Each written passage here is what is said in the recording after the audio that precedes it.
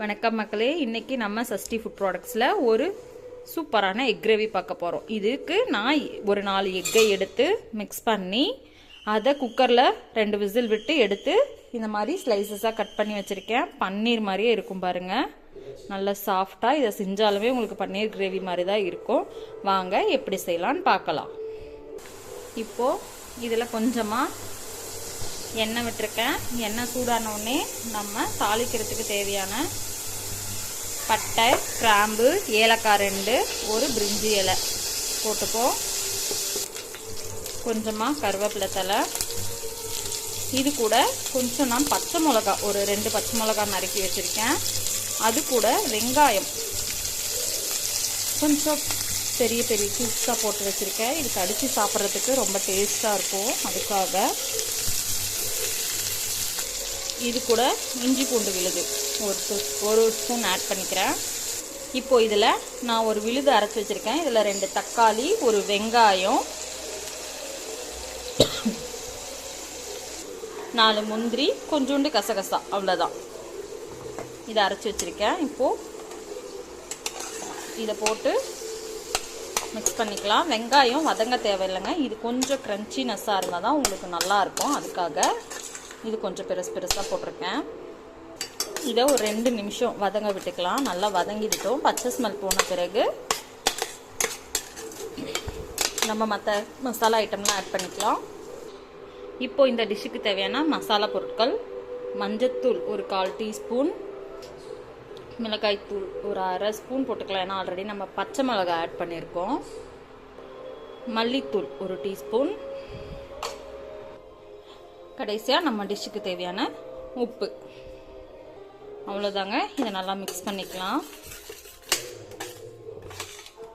ஒரு 2 செகண்ட் தாங்க. நம்ம போட்ட மசாலாலாம் நல்லா வதங்கி அதிகபட்சம் ஒரு 2 நிமிஷம், அவ்வளோ கூட நான் விடலைங்க, 1 நிமிஷம் தான் விட்டுருப்பேன். பட் நல்லா பாருங்கள், கலர் சேஞ்ச் ஆகிடுச்சு. இப்போது இதில் நம்ம எடுத்து வச்ச இந்த எக்கை ஆட் பண்ணிக்கலாம்.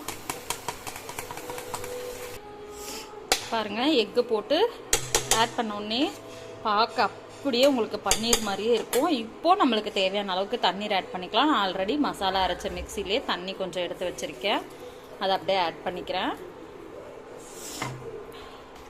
இந்த எக்கு கொஞ்சம் நீங்கள் கொதிக்க விட்டிங்கன்னா தான் அந்த எக்கில் இந்த மசாலா ஃபுல்லாக ஏறி நம்மளுக்கு அந்த ஃப்ளேவரோடு இருக்கும். சாப்பிடும்போது ஒரு 2 to 3 நிமிஷம் கொதிச்சா போதுங்க. நம்மளுக்கு சூப்பரான எக் கிரேவி. இதை பன்னீர் கிரேவின்னு சொல்லலாம், பட் வித்தவுட் பன்னீர். இப்போ பாருங்கள், நம்ம கிரேவி ஒரு 30 செகண்டில் கொதிக்க ஆரம்பிச்சிருச்சு.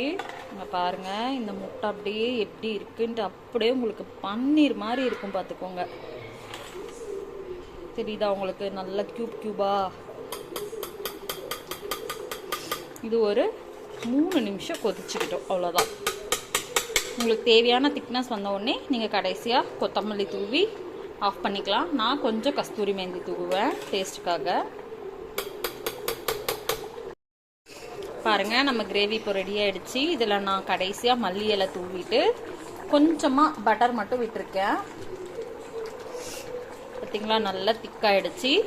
நம்ம கிரேவி இப்போ ரெடி ஆகிடுச்சு. அடுத்து சப்பாத்தி செஞ்சுட்டு நம்ம சர்வ் பண்ணிக்கலாம்.